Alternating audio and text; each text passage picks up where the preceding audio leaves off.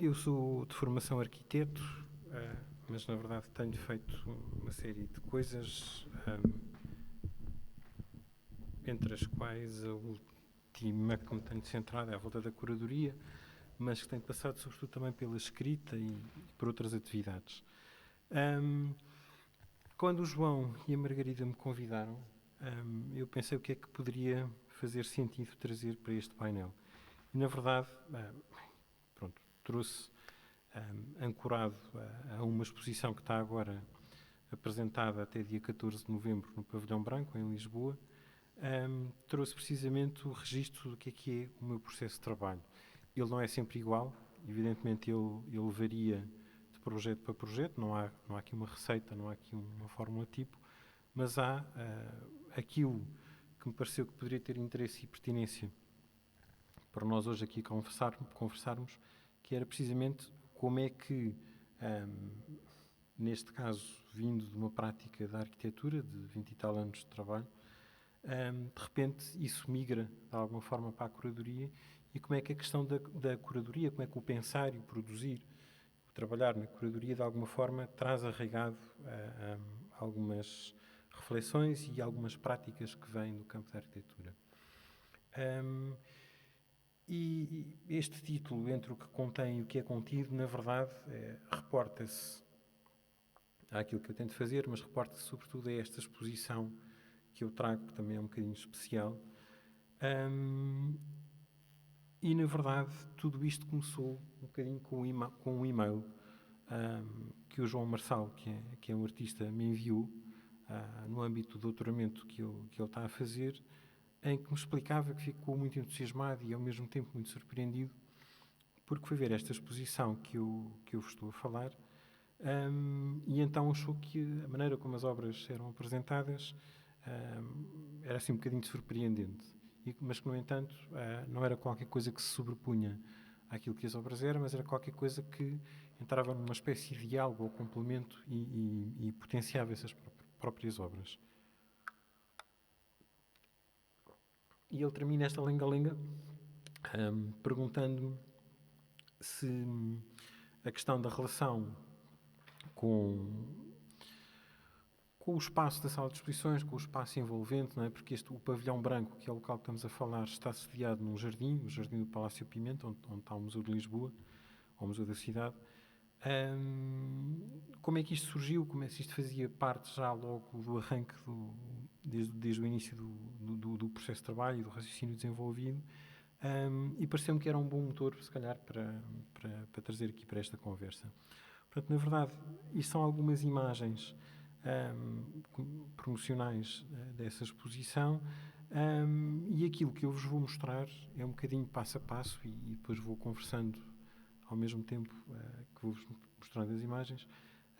É passo a passo algumas das etapas que foram sendo tomadas, e vamos tentando perceber como é que elas se relacionam com uma prática e um pensamento que vem infectado, no bom sentido, pela arquitetura.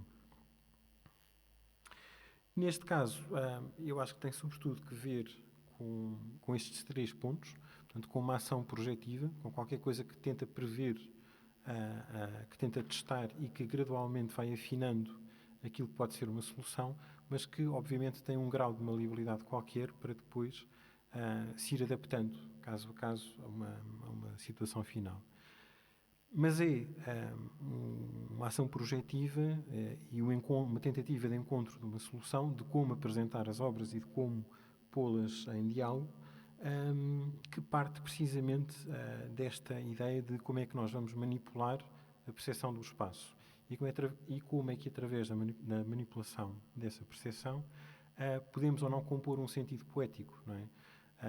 E quando aqui digo que é compor um sentido poético, não é qualquer coisa que se sobrepõe àquilo que é a entidade das obras que estão em exposição, porque, na verdade, o exercício da curadoria, pelo menos como eu o tento vir a compreender, é qualquer coisa que está ao serviço de, mas é qualquer coisa que, pela maneira como é feita, pode complementar, ou pode engrandecer, ou pode, de alguma forma, criar também uma outra perspectiva sobre aquilo que está a ser apresentado. E, nesse sentido, tem um lado, também ele,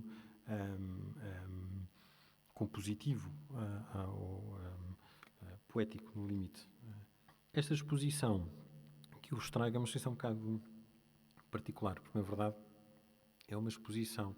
Bom, isto, na maior parte das vezes, o que me tem acontecido é que são os artistas que vêm ter comigo, eu tenho tido essa felicidade, e que me perguntam se eu estou disponível para desenvolver um trabalho em parceria com eles. E eu penso sempre um pouco nesse registro, não é? Não é pegar nas coisas que já estão feitas e encontrar uma maneira mais ou menos ardilosa ou artificiosa de as apresentar, é desenvolver um trabalho em parceria, é desenvolver qualquer coisa ao lado de...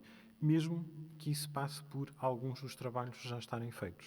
Ou seja, há sempre um exercício de reflexão que é discutido, que é debatido, que é participado por um conjunto de pessoas, e que só tem sentido quando é tomado por esta via. Neste caso, os trabalhos foram feitos de propósito, portanto, houve uma produção de trabalho propositadamente para esta exposição, e o meu trabalho e aquilo que eu tento fazer, e a maneira como me dá gozo desenvolvê-lo, é precisamente acompanhar essa fase de evolução do próprio trabalho dos artistas. Perdão. Neste caso, portanto, estamos a falar de um diálogo entre o Pedro Calapês e o Alexandre Confrey, que desenvolveram o trabalho, ou que desenvolveram um conjunto de obras em torno de um escrito romântico chamado Viagem de Inverno, do Müller, que depois, portanto, eu acho que isto é de 1824, 1825, e que depois, em 1827, foi musicado pelo Schubert. E provavelmente a maior parte de vocês deve conhecer a versão musicada. A Viagem de Inverno é uma obra que fala sobre um processo de deambulação de uma personagem por um ambiente que é urbano, mas que também é campesino, e que, na verdade, não é um trajeto, não é uma viagem no sentido em que há um ponto de chegada e um ponto de partida e um ponto de chegada. Na verdade, é uma espécie de deambulação. E é uma deambulação romântica no sentido em que é uma coisa quase que feita por troços e sem um destino pré-definido. É uma coisa que, no entanto, não tendo um destino pré-definido, nós percebemos que aquilo vai afunilando cada vez mais. Não é? Portanto, se houvesse uma espécie de geometria, seria assim uma coisa qualquer circular, em que ia cada vez apertando mais, como uma espécie de uma espiral descendente. E o que é que, ao fim e ao cabo, o que é que constou esta exposição? O que é que eu vos trago para poder falar? Na verdade, a proposta da exposição e aquilo que nós pensámos de início, os três, foi como é que nós vamos abordar este caso, como é que nós vamos utilizar a Viagem de Inverno como motor para um raciocínio acerca do que é uma reinterpretação do espírito romântico e do que é uma reinterpretação da ideia de viagem. Não é? Portanto, pensar o que é a viagem, não só à luz do século XIX, quando a peça original foi escrita, mas pensar sobretudo o que é o entendimento hoje do que é fazer uma viagem, ou do que é pensar uma viagem. E esses entendimentos são sempre um reflexo das épocas em que vivemos e do tempo que passamos, não é? Sei lá, desde as derivações que tiveram, por exemplo, com a Grand Tour, não é? Até, que deram origem depois ao turismo, não é? Até às ideias das peregrinações religiosas que passam por uma viagem num sentido duplo, que tanto é interior como exterior, e que tem um objetivo muito determinado, que é chegar a um local qualquer sagrado. Portanto, esta ideia da viagem é muito lata, na verdade, mas o que implica é uma noção de deslocação. E aqui a questão fundamental e que de alguma forma foi um dos pontos principais para alavancar todo este processo de raciocínio, foi perceber esta triangulação entre as obras, o indivíduo que as vê, ou o visitante, neste caso da exposição, e o movimento que é descrito. Não é? Ou seja, a ideia da viagem de inverno e do viajante que fazia essa viagem era, de alguma forma, tentada ser transposta para a experiência de ver a exposição. Não é? Portanto, seria o próprio visitante que, de alguma forma, incorporava esse papel e que, com o movimento que fazia ao longo da exposição, a forma como descobria as obras, a forma como percebia a sua sequência, a maneira como se aproximava delas, a descoberta que ia tendo de cada uma ou não, a forma como elas subitamente apareciam ou não apareciam, ia equacionando esse papel de alguém que fazia um trajeto ou de alguém que ia viajando livremente, deambulando livremente por aquele espaço.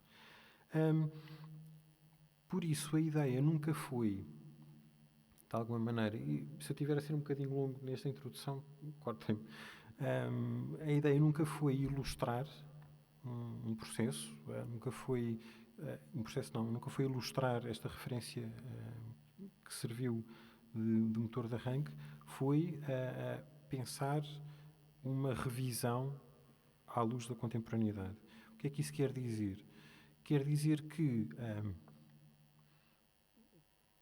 os parâmetros que de alguma forma estruturavam o que era a noção romântica da viagem, como, por exemplo, a questão da contrariedade, a forma como o indivíduo era esmagado pelo meio, a maneira como a personagem ou como a pessoa, ao deambular por um sítio qualquer, tinha sempre uma relação de confronto na qual ficava perdedora. Não era? Era sempre esmagado pela grande escala da paisagem ou pela grande escala de um acontecimento qualquer que o transcendia e que de alguma forma o minorava, não é? E que lhe dava uma outra posição. Aqui, na verdade, toda esta lenga-lenga que eu estou a falar para dizer que a ideia da exposição foi precisamente pensar como é que isto pode ser reinterpretado e como é que se troca a ideia do do confronto, por uma ideia de complementaridade. Isto é, como é que todas as relações de um possível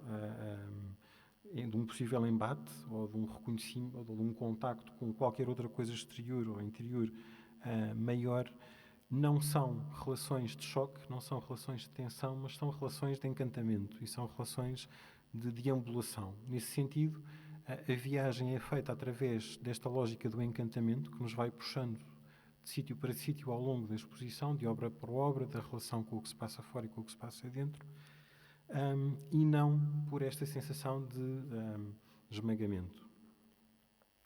Bom, todo este processo tem sempre várias etapas, não é? Feita esta introdução, o que é que foi a proposta a ideia que estruturou a exposição? Não sei, eu não me quero alongar muito, mas queria só fazer um ponto de parênteses. No meu entendimento, uma exposição é qualquer coisa que tem que ter uma ideia que a estrutura, não é? Se não é uma mostra, ou se não é outra coisa qualquer. Não é, uma exposição não é um somatório de apresentação de obras.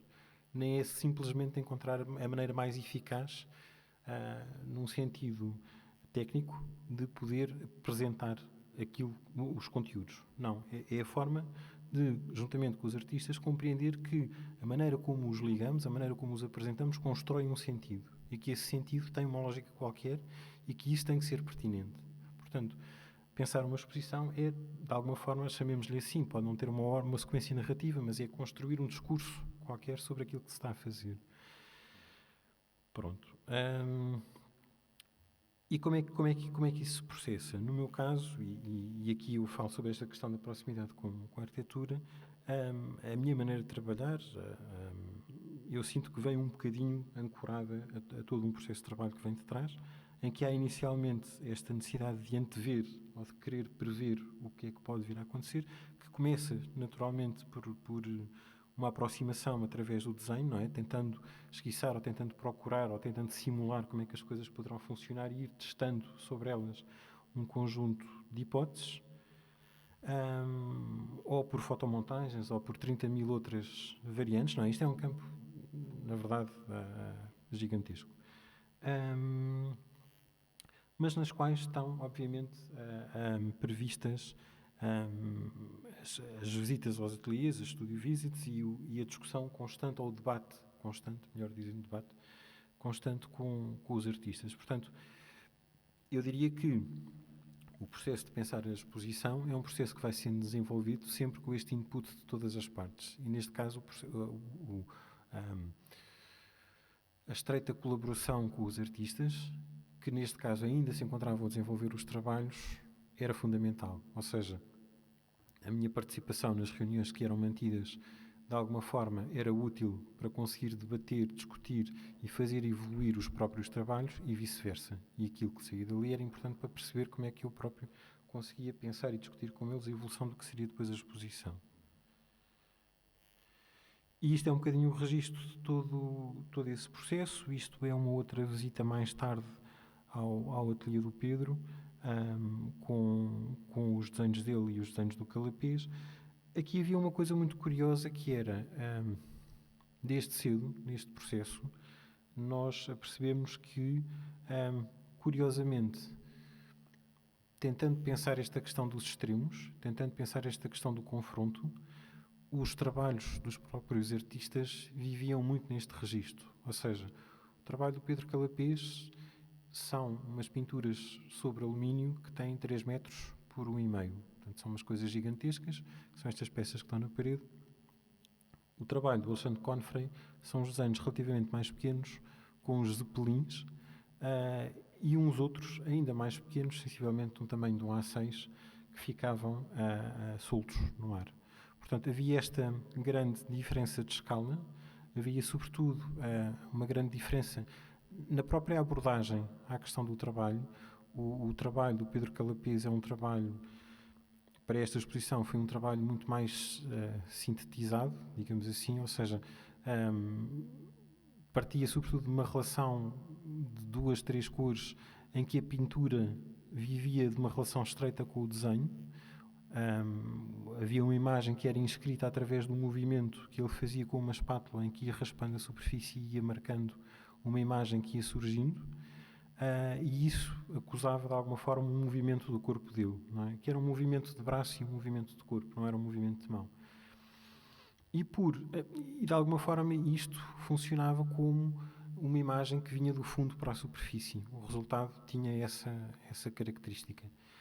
Porque havia este processo quase de escavar, não é? À medida que se ia desenhando e ir retirando a matéria e subtraindo a superfície e trazer o que estava no fundo, quase como se aquilo viesse do fundo para a frente. O trabalho do Alexandre Confrey era exatamente ao contrário. Portanto, curiosamente, eram peças muito pequenas, que ficavam, que de início se pensou logo em pô-las suspensas no ar, flutuando no espaço da sala de exposições, e eram peças que começavam com um registro de desenho de mão. Portanto, estamos a falar da escala da mão que se movimenta e não da escala do braço ou do corpo, mas que tinham uma saturação de tinta e de matéria sobre eles, de tal forma que, ao longo do tempo, o próprio registro se ia apagando. Portanto, se um funcionava num sentido, o outro funcionava no outro. Como é que eles se encontravam? Porque, estranhamente, todos eles partilhavam uma espécie de ambiência. Definitivamente o Calapês uma ambiência noturna, mas todos eles uma ambiência um bocadinho atmosférica. E era muito curioso perceber essas proximidades e essas distâncias. Com isso em mente, pensando como é que um e outro trabalho poderiam funcionar, eu continuei este trabalho através do desenho, da aproximação do desenho, pensando como é que, no caso do pavilhão branco, isto poderia funcionar. A exposição funciona de dentro para fora e de fora para dentro, portanto, ela é feita para ser vista do jardim para o interior e do interior para o jardim, e contempla o percurso de acesso que nós fazemos até chegar àquele local. Ou seja, ela começa a ser percebida e ela começa a funcionar quando nós entramos no jardim e percorremos o muro lateralmente para nos aproximarmos até à entrada, e continua pelas escadas e pelas salas das exposições e depois volta e segue atrás de nós quando nos vamos embora. Estes esquiços são um bocadinho uma tentativa de tentar perceber como é que isso se processa, quer sobre a forma de desenho, quer sobre a forma de modelos. Neste caso são algumas maquetes pequenas em que se vai testando o funcionamento, o posicionamento e o funcionamento do diálogo das peças. Neste caso havia a ideia, esta imagem que existe aqui do lado direito é talvez mais expressiva, porque na verdade as peças do Calapês, que são aquelas mais escuras e muito grandes, funcionavam um pouco como uma espécie de âncora de cada sala, e todas as outras gravitavam um bocadinho assim com pontos luminosos em seu redor. Um bocadinho como aquela imagem que nós temos à noite quando vamos de carro e está tudo apagado e vemos assim uns pontos brilhantes que vão surgindo, não é? E a ideia era ter essa relação de interferência, ou seja, esta ligação do que era a vibração de uns versus a vibração dos outros. E provocatoriamente, e aí eu entendo que o discurso da curadoria surge também aí, não é? Provocatoriamente criar um diálogo entre ambos em que fosse um diálogo de sobreposições. Ou seja, há um determinado instante em que nós estamos perante o trabalho dos dois que se cruzam e que nos dá uma leitura daquela realidade, mas também é possível afastarmos e termos só a leitura de um ou aproximarmos e termos só a leitura do outro. Tudo isto, obviamente, joga, ou trabalha, ou brinca, se quiserem, com a questão do movimento de quem observa, do observador, e o tempo que ele demora, a maneira que ele vê, o sítio por onde sobe, previsivelmente, etc.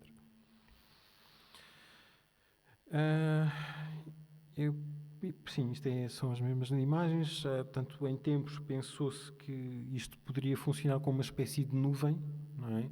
Depois, curiosamente, isto foi limpando. É um bocadinho como a Margarita Yourcenar falava nos livros dela, não é? A propósito da sua escrita, que vai escrevendo, e depois há uma autora que chega com uma peneira e vai deitando fora as palavras que não precisa e vai secando as coisas, vai depurando, exatamente. E aqui é um bocado o mesmo processo, portanto isto acaba por nascer um bocado em bruto, saturado, vai-se depurando à medida que vai avançando e na verdade, pronto, isto é uma fase da etapa em que ainda está tudo muito em bruto. Isto depois vai sendo complementado naturalmente com visitas ao local, percebendo a questão da... Olha, isto ficou encolhido. Bom, esta imagem está torcida. Ela, na verdade, é muito mais larga. Isto vai sendo tudo complementado com visitas ao local e tentando perceber, de facto, a escala ou a referência da ideia que nós temos na cabeça versus a realidade e o que é que aquele espaço comporta. E perceber se aquilo é, de facto, ou não execuível, se é legível, se é pertinente, se tem sentido, como é que se comporta, etc. Uma das coisas que facilmente nós chegámos a acordo logo no início foi que a parede que lá estava tinha que sair, ou seja, houve esta necessidade de devolver uma espécie de dignidade inicial ao espaço. Ele de alguma forma estava abarracado com uma parede de pladur que tinha sido construído para criar mais um espaço de apresentação ou mais um espaço de parede para antigas exposições e que nós... também porque o âmbito desta exposição vivia muito da relação com o meio, ou com a paisagem, e nesse sentido a percepção das árvores, a percepção dos fazões, a percepção dos muros, a percepção de tudo aquilo que estava à volta, era importante para informar o que era a exposição. Com isso em mente decidimos e solicitamos que esta parede fosse retirada. Portanto, ela desapareceu e passou a estar novamente uma vidraça naquele local como era de origem. Pronto, entretanto, isto avançou para algumas aproximações também novamente com modelos, tentando ensaiar no meu ateliê algumas situações de como é que as coisas eram apresentadas em tamanho real, percebendo a relação de contacto com a pessoa, tentando ao mesmo tempo que isso se passava, percebendo como é que isso se construía, qual era a expressão que isso poderia ter, tentando dominar de alguma forma o processo construtivo de como dar corpo àquela ideia, quer nas peças que surgiam isoladamente, quer nas peças que surgiam em conjunto, quer nas peças que surgiam na parede, quer nas peças que surgiam suspensas no espaço. Neste caso, são uma série de esquiços que tentam perceber como é que se pode sustentar um desenho que depois veio a ser solucionado através de um conjunto de ímãs e cabos de aço. E depois, novamente, com isso também em mente, voltar outra vez ao ateliê dos artistas e tentar perceber concretamente, suspendendo os desenhos lá, como é que isto poderia funcionar um contra o outro, não é? Portanto, ir fazendo sempre uma etapa, várias etapas sucessivas de testes. Isto são mais imagens das visitas do ateliê. Depois, percebendo que tudo aquilo de facto funcionava, tentar ampliar novamente a dimensão e tentar voltar a estudar com um maior grau de profundidade o posicionamento das peças e a narrativa que cada sala ia construir e a forma como elas se conciliavam, não é? Que é um pouco aquilo que surge com esta outra maquete, que dava já a oportunidade para pôr a mão e a cabeça lá dentro e espetar a cabeça dentro daquela maquete e perceber o que é que eu estou a ver, onde é que eu olho, onde é que eu ponho a peça, como é que a pessoa faz, etc. E depois, levando isso para o ateliê dos artistas, mais uma vez, confrontar ou testar com o que era o trabalho deles e percebendo até que ponto é que isto não resvalava para uma abstração e continuava a ser mensurável, continuava a fazer sentido e continuava a ser pertinente. Este método de trabalho, quer dizer, não é só... Tudo isto acontece ao mesmo... Vá lá. Isto vai funcionando por etapas, mas na verdade não há um fim e um princípio, elas misturam-se, não é? O mesmo eu posso dizer da parte da produção escrita. Neste caso, a produção escrita ajudou a esclarecer algumas coisas que era importante mastigar, passa a expressão, para o trabalho, e vice-versa, até depois para uns pequenos cadernos técnicos de apresentação aos técnicos da montagem, de como é que as coisas devem ser dispostas, onde é que elas devem estar posicionadas, desde as instruções mais básicas de posicionamento até métodos de composição e dos apoios, etc. Pronto. Vou terminar. Estes são outros mais elaborados a propósito das imagens mais pequenas. E estas são algumas imagens. Portanto, isto passa naturalmente por um processo de montagem muito presente, não é? Eu geralmente demoro muito tempo a montar, sou um ganda chato, e estou sempre presente o dia inteiro na montagem. E gosto de estar lá das pessoas que parafusam e não os largo, não é? E na verdade, pronto, eu acho que isso faz parte do trabalho e é o corolário de todo este processo. Isto são algumas imagens já finais em que nós percebemos como é que é feita esta relação entre as dimensões, que na verdade a pequena e a grande dimensão são coisas que se complementam e não são coisas que se confrontam, e que vão, de alguma forma, construindo esta sucessão de ambiências de espaço para espaço. E que todas as outras imagens a preto e branco, que surgem um bocadinho como exceção dos desenhos dos zeppelins do Confrey, são uma espécie de fio que vão ligando todo aquele percurso. E é um fio que vai sendo trabalhado, porque há duas séries de imagens. Há umas imagens em que vemos o zeppelin numa espécie de luta fatídica contra o meio, em que há a expressão do traço e do movimento e da nuvem que é arriscada no desenho e que nos põe a observar o que se passa com os pés no chão. E esses estão no resto do chão. Há uns outros registros dos desenhos que nos apresentam um zeppelin em que nós o vemos quase em voo livre ao nosso lado e em que nós vamos avançando e percebemos que toda essa relação com o ambiente é muito mais encantatória, quer dizer, não é o elemento... A relação do homem com o meio, que é feita pela máquina, neste caso pelo zeppelin, não é uma relação de luta, é uma relação de voo livre, é uma relação de planar, um pouco como as gaivotas quando deixam as asas abertas, continuam a voar sem ter que fazer o esforço de bater as asas. Pronto, os muito pequenos, não é? Se vocês repararem, por exemplo, nesta imagem que aqui está, há aqui um momento em que quase que a pequena dimensão surge como um zoom da grande dimensão, e isto tem que ver precisamente com o espaço de recuo que nós temos para ver a peça, o facto de a vermos ou não com maior proximidade, mas também as outras que ali estão no fundo, não é?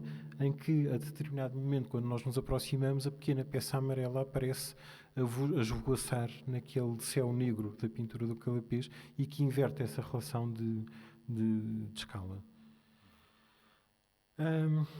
Portanto, isto está quase no fim, são mais duas. Pronto, portanto, há esta brincadeira. Se vocês repararem, há um momento em que as peças se interceptam, aqui à esquerda, não é? Em que uma está por cima da outra. À medida que vocês se aproximam, isto vai se distanciando e ela afasta-se para o lado para deixar a outra respirar. E o mesmo se passa, portanto, de dentro para fora, de peça para peça e de fora para dentro. Isto são imagens vistas do jardim para a exposição, outras da exposição para o jardim, em que temos as peças que dialogam, neste caso, com o pavimento, as outras que dialogam com a copa das árvores,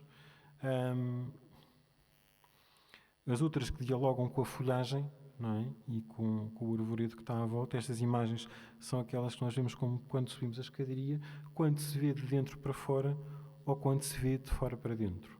Pronto, portanto, a ideia era trabalhar sempre este lugar o lugar do trabalho entre o espaço que o contém, o espaço arquitetónico e o paisagístico que o contém e vice-versa.